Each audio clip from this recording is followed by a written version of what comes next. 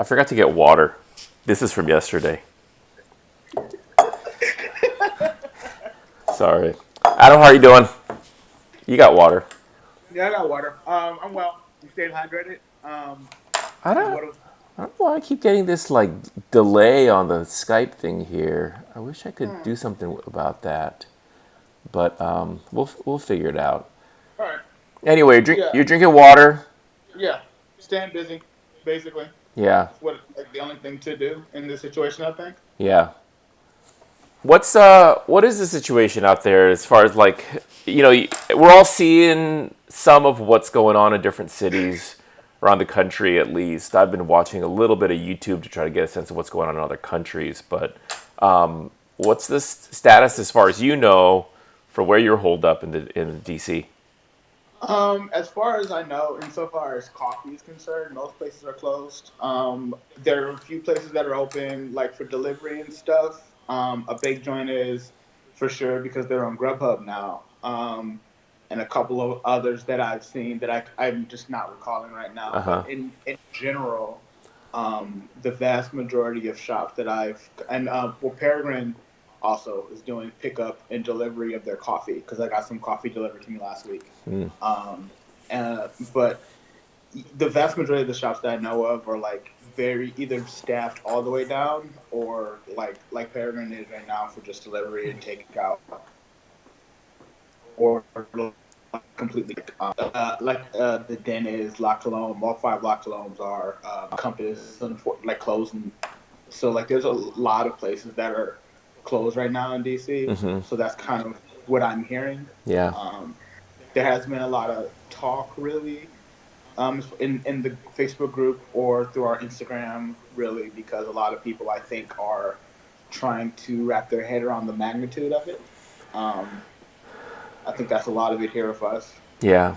Oh yeah, yeah. So I mean, what is the sort of general sentiment? I mean, I think for a lot of folks, like pardon the expression for the appropriateness, but like a little bit shell shocked, right? It's like what just yeah. happened, trying to figure out, what the fuck kind of thing.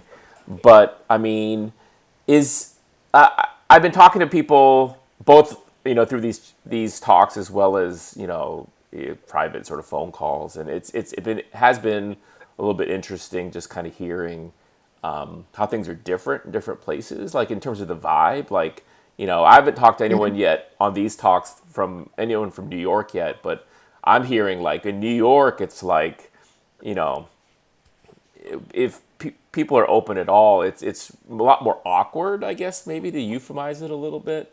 Whereas like Yeah. for DC is like, is it cool to be open? Is it like, are people really freaked out of being out and about?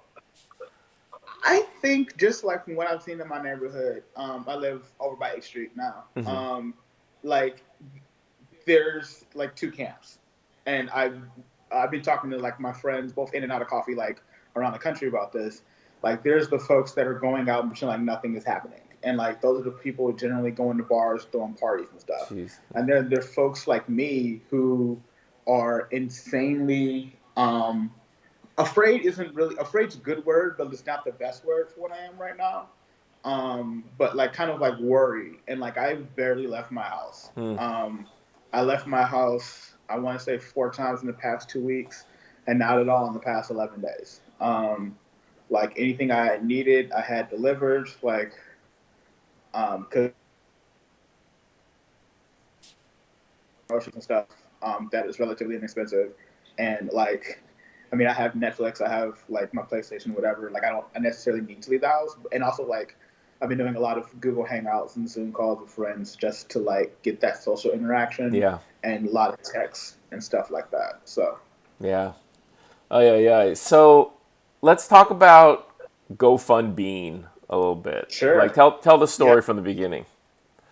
So the beginning, I actually went and double checked the DNS. Like when I bought the domain, it was in May of last year. Oh shit. And the idea, yeah, so the idea behind GoFundMe wasn't this because nobody saw this coming, um, but it was like to help baristas. So it was like to help baristas when they like needed GoFundMe for competition, and like when Mandy needed the GoFundMe for their like medical expenses, like stuff like that, we come together a resource for that. And then like I think the first tip jar I saw might have been like alone Fish Town. And then I saw a couple of others pop up on Instagram, and I was like, "What if there was a central location for all of this?" And so I already had the domain name because I bought that because I just buy domain names and have an idea. And I already had the Instagram and the Twitter set up. So I just went through and started coding the site by hand. And I want to say the first 2 days, we probably had about 80 different cafes up there. Um, Like what first 2 days and meaning like what which two? and it's two right now. There's three. March 17th, March 18th. Okay. So it's been like 12 Uh, days, yeah. yeah, yeah. We're at 209 right now, Oh yeah, or yeah. 211. Yeah. Um, and it's growing slowly every day. And it's not exponentially like it was the first couple of days, which is like good because that means that like either more cafes have figured out how to pay the baristas like in different roles, or that like cafes aren't closing as rapidly. There's less on the east. There's less on the west coast than on the east coast right now, Mm, um, and I think that partly could be because of my network. Um, so like just getting the word out as much as possible is like super helpful for us.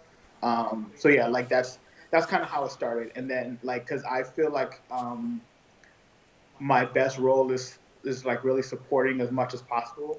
And I felt like at first there was like nothing I can do, but then when I saw these like tip jars pop up, I was like, well, here's something I can do. I can do this for sure. right. I can definitely write like a website and put all these places things in one place so people, ooh, if they're looking for them, they can go find them. And that's what I did basically.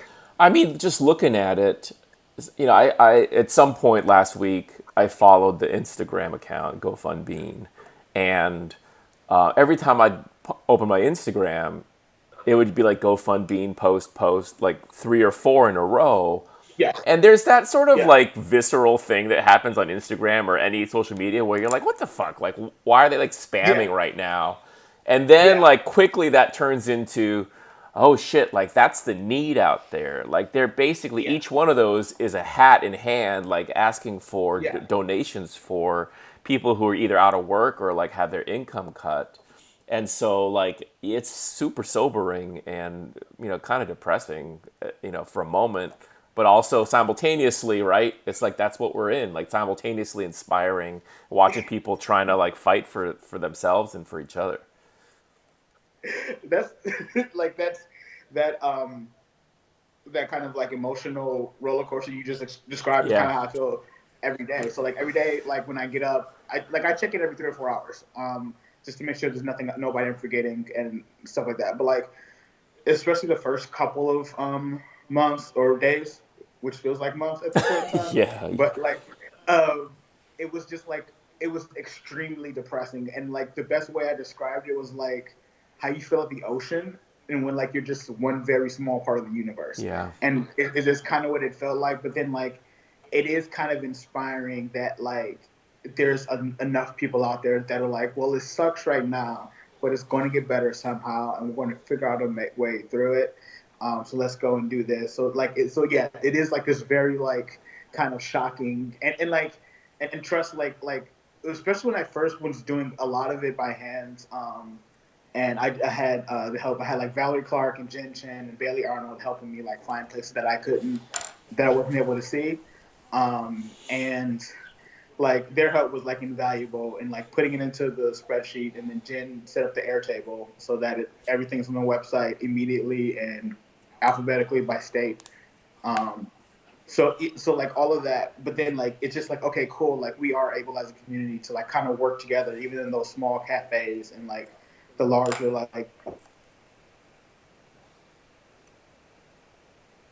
and go get them tied up, a pretty big one out there, and the different locks alone, watching them come together and set them up was kind of really inspiring in a way, but also just like very, very sobering, but like exciting. I don't know, like there's no one emotion that I have around it. It's just mostly I've been like, okay, like let's get to work and get them all up as quickly as possible, as efficiently as possible, so that people can share their message out there on the widest net as possible. Right. Right. I mean, yeah, it's sobering. It's kind of frightening.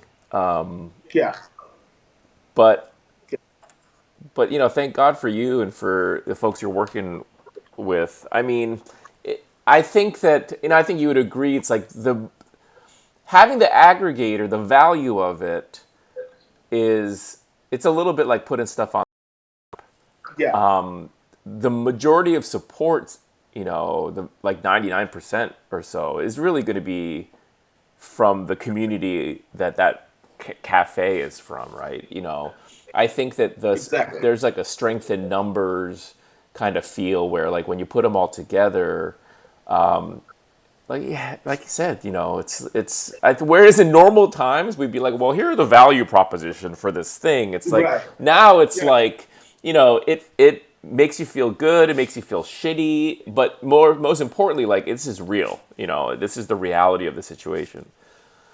Yeah, and I think that like following other friends in other industry or in other sectors of the service industry, like bars. Like my favorite bar started doing like a CSA type thing, and like they're selling their liquor, and like they're selling like pre-mixed cocktails for the cocktails we do, and like everybody is um, for there's a not everybody, but the people that I'm seeing and the people that I'm drawn to and things like this are kind of mobilizing and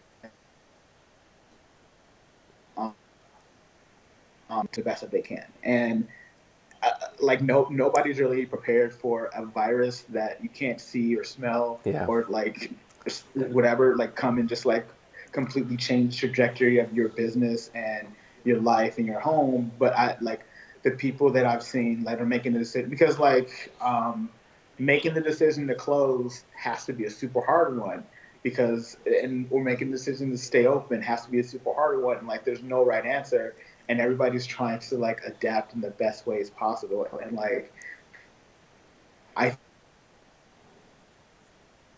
not in some ways, I think that that's really beautiful in a lot of ways, but it's also just like it sucks that like it can't be any easier than it is. But the way like we're set up right now, there's no other way to do it.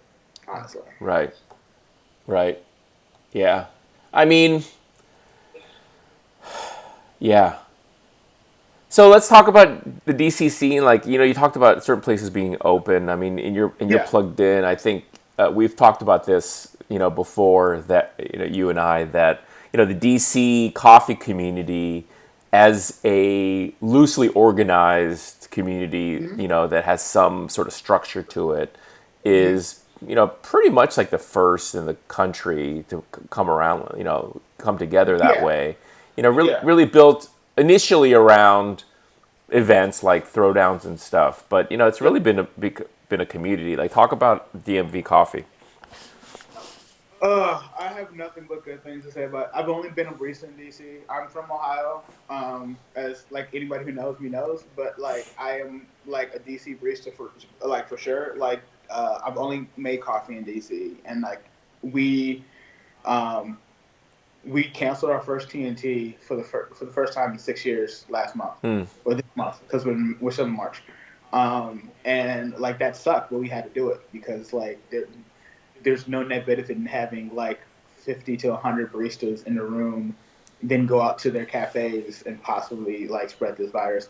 So, but like we're like a very close knit community. We really believe in each other and really help each other out. Like it's like I kind of joke and say that like there's no barista in DC I couldn't like find out like their number, like get in contact with them like two different texts because we're really that close. Um, like everybody on cultural cuppings or like just a year ago today we had an event with the partnership with Gender Equity. I found that out because of Time Hop. So like and just had a lot of people there. We've done like prelims here in DC. We did the first round of those. We've done just like different like cupping, multi roaster cuppings. We've done like a lot of different stuff, and like there's been a lot of different like great people to help put these events on, and like just I'm always like um whenever like I'm like feeling like kind of down about like coffee in general, myself in general, like going to a DMV coffee event, kind of reinvigorates me in the same way that going to like expo or competition like reinvigorates me and other people. Like going to like throwdowns and like seeing just like how the community like really loves, because it's just like we definitely do a lot of throwdowns, but like it's never really about like, oh, this person, like we really want this person to win. It's really like you're like come out supporting them. Like it's been like very invigorating. And then when we did throwdown, baby, rookie research throwdown for like people in the industry for less than a year, just watching like people coming out making like having them in bar trains and like just like I could talk about DMV coffee for a good 45, 50 minutes, honestly. Like it's just such a beautiful um, group of people, and it's a super diverse group of people. There's like they're going to other coffee events like outside the country and realizing that like there aren't a lot of black people in coffee it was shocking to me the first time I went to compete, because like I was one of maybe five black people in the room, and Right. like in and TNT's like where like there's a lot of black people all the time, and it's just what I've been used to. So like it's just like a very diverse, very like Sorry about all these Skype to make a living being a problems. coffee professional. But DC is very oh yeah, like DC is very expensive. So Right. but yeah Yeah. I mean, but what? It's been a thing, and it is a yeah great community, and it's I visited.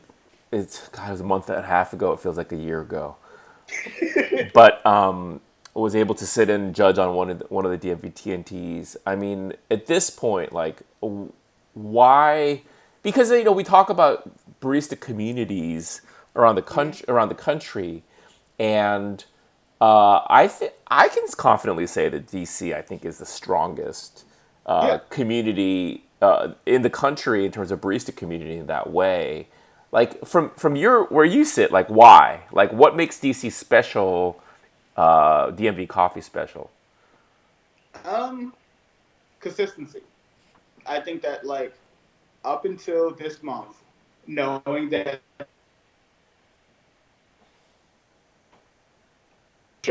and we also like our board meets every once a month, whether like it's virtual, All these. although we try to do it in person. We're very consistent in what we do.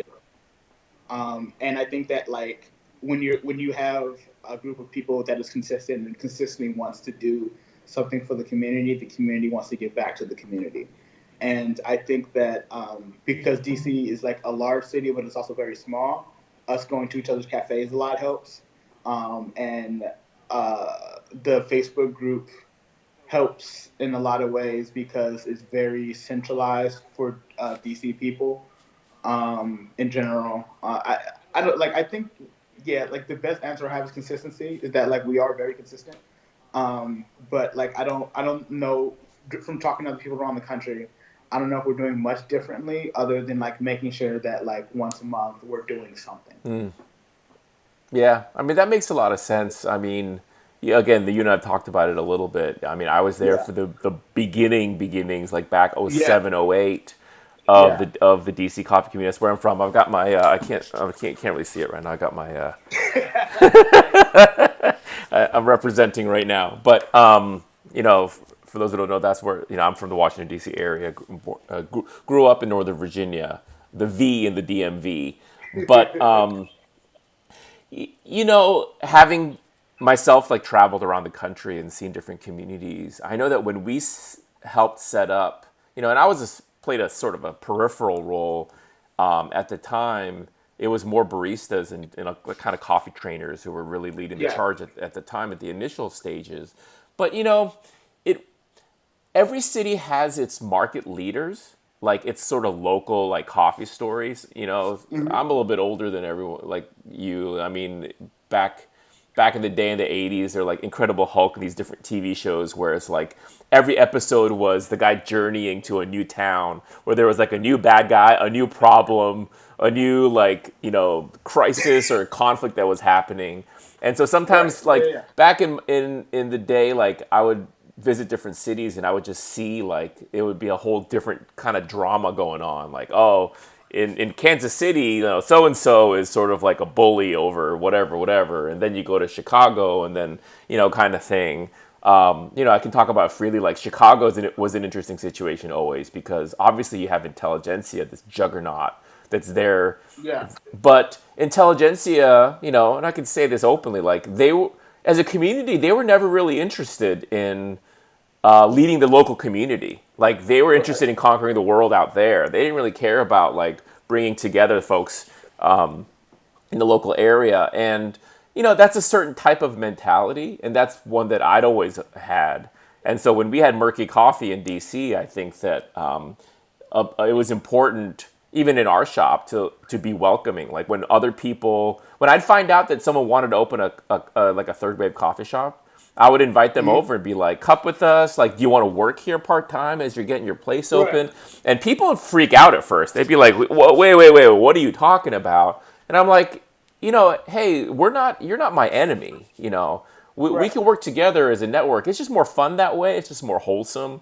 That's how I want to live. And I'd like to think that that rubbed off on a lot of the other stuff going on there. Then you have the fact I think now where DC doesn't necessarily have like a leading sort of leadership in a coffee brand within DC right Right. now. It's more like a disparate kind of like group of smaller shops and roasteries that are trying to make their mark. And so Yeah. in a lot of ways it seems like the DMV coffee community sort of is the thing, is like actually the leader in the market.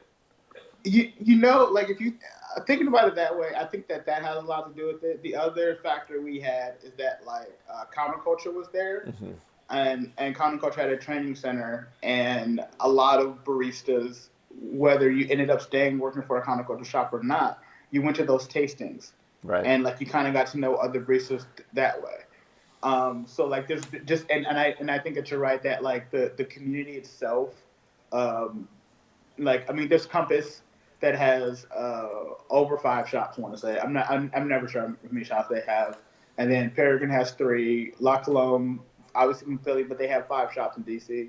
But generally, you're right. Like there's not like one like major like when you think of DC coffee, you don't think of a company. You think of DMV Right. coffee at first, which is really cool. And it's really cool to be a part of that. So I think that like all of that, I think that it's very yeah. I think that you're right in that like when people we're very close community and very like open with like what we do in a lot of different ways. And just like yeah, I think that kind of what you did like probably rubbed off on other people that have come through DC and like they've done similar things because like everybody just like is like look we're all in this together because like go to Peregrine, like a customer doesn't rather like they go to the $5 coffee shop and had a bad experience. So like if they go to your shop and have a good experience, and they go to my shop, they're more likely to go to my shop because they see us kind of like as one unit instead of like as different cafes.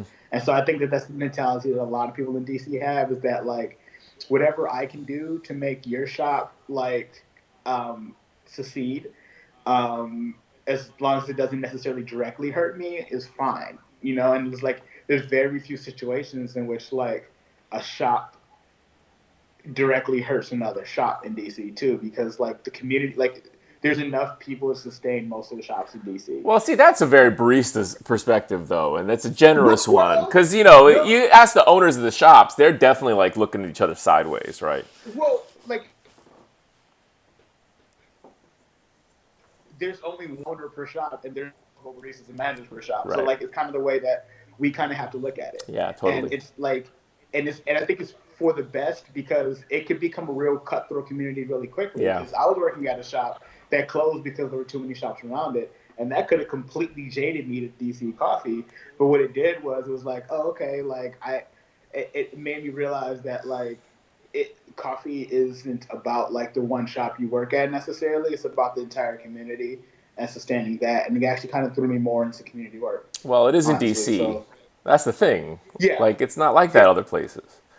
yeah, exactly. Yeah. It's so like it's so I'm like yeah, I'm like I said before, like I'm really lucky to like have gotten into coffee in DC versus anywhere else because I've gotten the opportunity to like be on the ground, not on the ground floor, but like really be able to do a lot of grassroots community stuff Yeah. and like really just like get to know everybody in my community really well, and have everybody get to know me and just be able to do really cool things and reach heights I wouldn't have, I don't think, anywhere else. Yeah. Um, if you don't mind, I want to put you on the spot a little bit. Yeah, I know that you've been trying in different ways to try to get your own thing going in yeah. DC. Can you share about that a little bit? uh, I mean, because I'm bringing this up because we're talking about this whole health crisis, pandemic situation, yeah. and just to kind of let you know now, like I want to hear about what you've been trying to do, and then let's talk about maybe the opportunities that come up, through Oh this wow. now. So I was actually so before I left and went to Sumner for competition, I was in deep talks with this guy to purchase a location and open when I got back from Orange County. Um, Thankfully, those fell through, but I've been working on opening my concept for about 4 or 5 years. DC is that, and part of the reason why I don't think Wait, that the industry back up a leader little bit. is that. You said you've been working on your thing for 4 or 5 years. You kind of cut out for a second. I don't want to miss anything. Sorry, yeah, yeah. The thing with DC is that like it's very expensive. Like it costs anywhere from a quarter of a million to three-quarters of $1 million to open a shop here, which is not a lot of money. Not the kind of money that a lot of people have. My big thing has been like trying to find investors, but my circle is mostly other coffee professionals that can introduce me to people. And like I have some like pretty committed investors that are involved in like helping bundle, but I just Come on, Skype. of one was one was completely my fault. I listened to bad advice, and then the others just wasn't the right fit for what I wanted to do. It's hard finding that kind of money and finding the people commit and finding like the right location and all of these different things in DC because DC is a very small city and so it's a very expensive city. Um, so like that's been my main struggle is like trying to and like the except for one location that I looked at, they're all still available. It's just that they weren't the right fit for what I wanted to do for a coffee shop. So yeah, like it's that's been what it's like. Like that's a completely different type of stress Yeah. that I've had um, over the past 4 years, 5 years or so. I don't want you to reveal anything that you don't want to, but like, can you talk about it? Like, what is this concept that you're thinking about? So No like secrets revealed. It's just oh no. So like I think that like what you're going to see a lot in coffee in the future is especially in major cities is coffee and something else. Um, and so like the primary I have three concepts, but the primary concept is like coffee and sandwiches. So it's like an old school like kind of Jewish deli feel, Mm. but you also like are selling like coffee there. So like it could be run like sort of like a bodega, but like very stripped down version of that. Or a corner store, which is what we call them back home. But like with just because like back home, you can well when I was growing up, you can get a $5 corned beef sandwich any place you went. And so like kind of like that, but like with coffee and like a full third way menu and pastries and things like that, so that you're able to pay the rent in DC and survive with more than just like the margins on coffee. That's the primary goal is like coffee and something else, which is what because I think it's really hard unless you're roasting your own coffee, and that's a whole different kind of worms in DC to find the spot to do that. To like hit the margins you need to pay rent and pay your staff like fairly in DC. So like that's kind of like the idea behind Tell Coffee. Um, What, you have a name? What's that? Tell Tell. Oh, okay. It's after William Tell, who shot the apple off his son's head. Yeah. Because I like to name things after apples, because it's kind of like naming it after me, but not really. Um, so, Good Adam. Okay, I got it. yeah, I hear it. yeah, Yeah. yeah. So like that's where, and like I've always been really into mythology, and so like a lot of the code names and concepts I have are like mythological ones. So, what about like, what about now?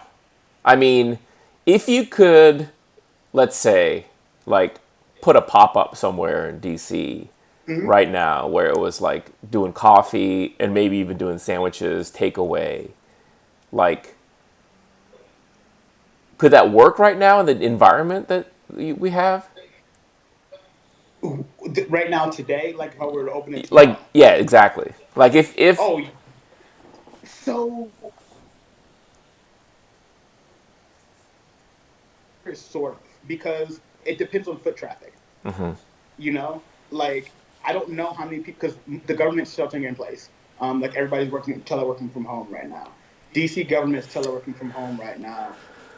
Although coffee is an essential business, like I think that if you chose the right neighborhood, um, and right now the best neighborhood for that would probably be Upper Petworth, oh because yeah, there's no coffee shops outside of Qualia up there, and like if you went above where Qualia is, like a good 3/4 of a mile, nobody's gonna walk 20 minutes to Qualia in general to get coffee. Um, and the closest shops up that way are Silver Spring. So yeah, like you could, if you put it there specifically right there, maybe. Um, but in general, like right now, I don't know, because it need to be somewhere very residential, and then you have to think about, yeah, it has to be somewhere very residential, and it could, like you would have to be like, okay, I can do this for 3 weeks tops, right, and then like we'll see what happens after that, because like in a commercial neighborhood, we would consider doing a pop up. You would have to change the like everything about what a pop up could be, and then you'd also have to find somebody willing to deliver and set up the equipment or set it up yourself right now, which is right. also going to be really hard. But like in theory, yeah, you can do it and you make pretty good money right now. In practice, I don't know if it's doable. You don't know. Yeah, I don't know. There's just What would too be? many. Let's talk it out. What would be the? Okay, so let me throw this at you. Yeah.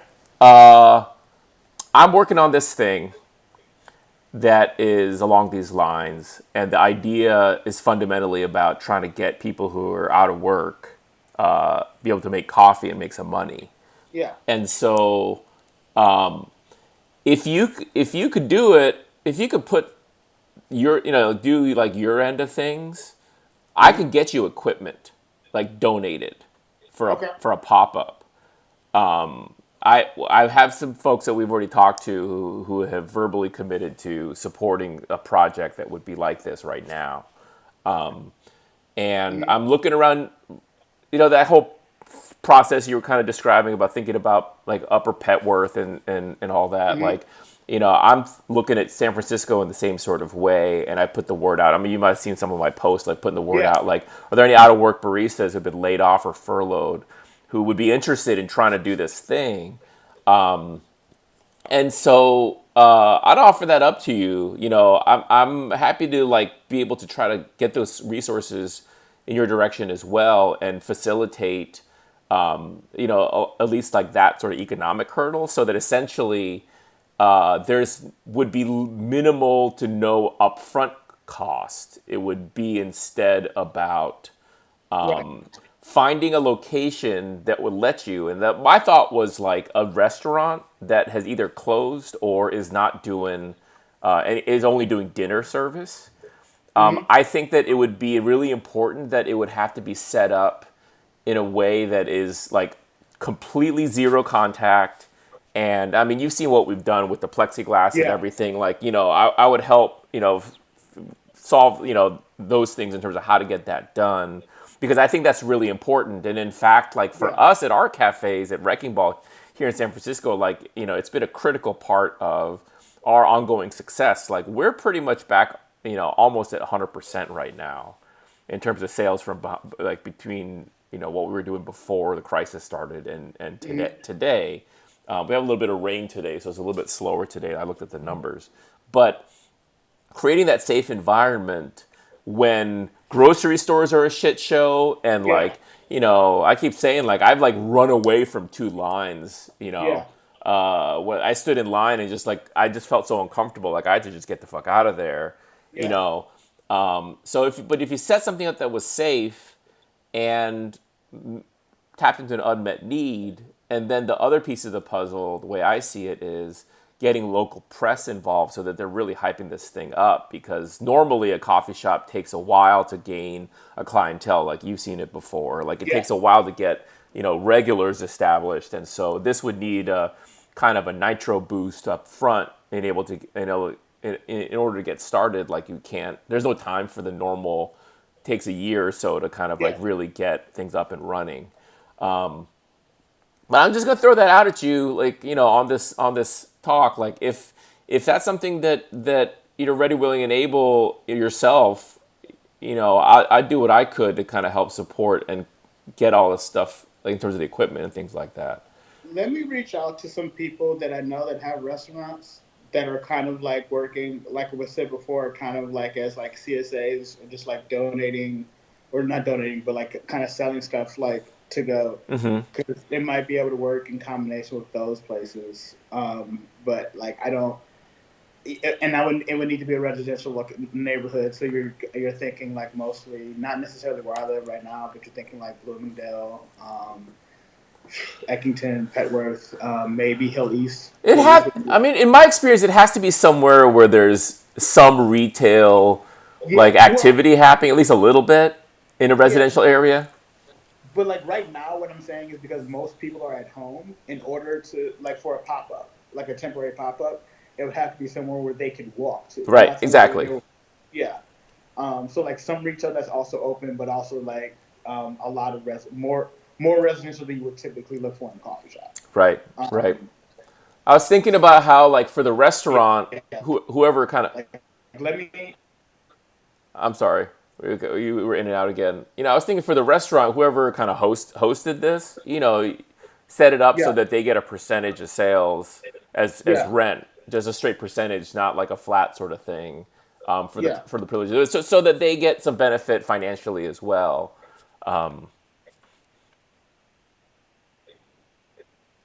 yeah, for sure. Let me. There's two places in general. There's two places specifically I'm thinking of right now. So let me see what their situation is, and it's something that they feel like they can take on during this time. Because also like they would have to be like, okay, cool, like this is something I can also like deal manage while all of this other stuff's going on. So Right. like, but yeah, let me reach out to some folks Okay. and see like if that's a doable thing. Yeah.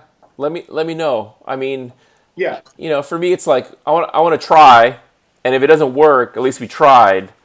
But yeah, part of my day today is actually going to be spent connecting with these baristas who have reached out in response to the kind of call that I put out. And I want to see if we can put a team together to try to like make a thing happen. yeah, Part of my concept also was that you open in a neighborhood where there isn't a coffee shop that's open right now. Like if there was a shop in that neighborhood and then like they reopened, it's a pop up. Then you pick up and you yeah, move somewhere else. Like yeah, we're not in the business of trying to compete against existing yeah, shops or anything like that. It would have to be in a place like you said where there's an unmet need. yeah, But yeah, we'll see. Let's work on this together. yeah, for sure, definitely, Yeah. definitely. Cool, man. Well, be strong out there. Drink lots of water. Of course. I'm sorry, you're in and out. You, Yeah. Yeah. Drink lots of water. Be safe. yeah, And cool, and thank awesome. Thank you for inviting me. Yeah, thanks. Let's talk again soon. All right, take care, Adam. Yeah. All right. You too. All right.